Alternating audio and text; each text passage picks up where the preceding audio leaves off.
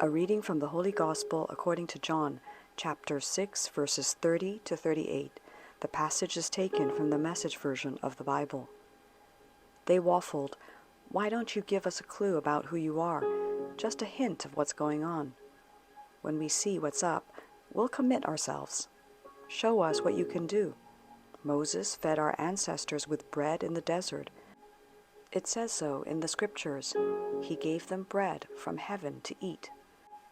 Jesus responded, "The real significance of that scripture is not that Moses gave you bread from heaven, but that my Father is right now offering you bread from heaven, the real bread.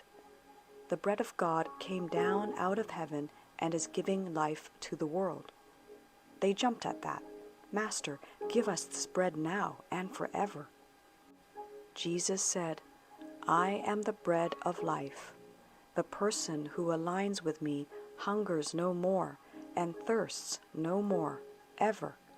I have told you this explicitly because even though you have seen me in action, you don't really believe me. Every person the Father gives me eventually comes running to me, and once that person is with me, I hold on and I don't let go. I come down from heaven not to follow my own agenda, but to accomplish the will of the one who sent me." The Gospel of the Lord. Let us now listen to a short reflection on the Holy Gospel according to St. John, chapter 6, verses 30 to 35. Be not tricked by junk food. Reflecting on today's Gospel passage, Pope Francis wrote, "We have grown used to consuming the stale bread of disinformation and have ended up as prisoners of dishonour, labels, and disgrace.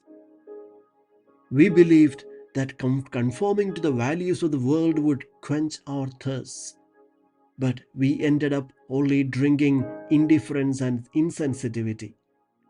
We nourished ourselves with dreams of greatness and ended up consuming distraction, isolation, and loneliness.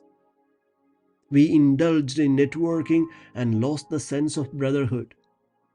We sought quick and secure results, only to find ourselves overwhelmed by impatience and anxiety.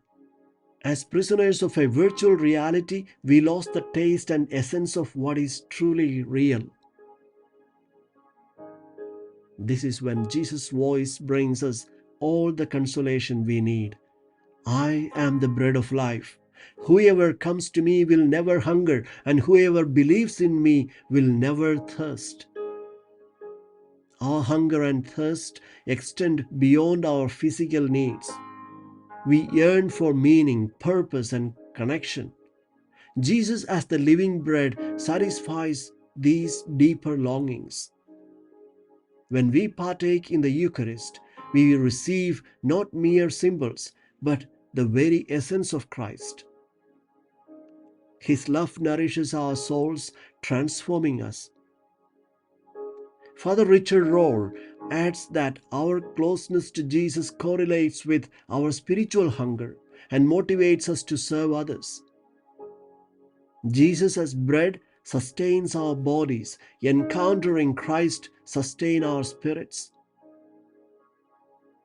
We become channels of grace, sharing the bread of life with a hungry world. In contemplating John chapter 6 verse 30 to 35, let us recognize our hunger for God's presence.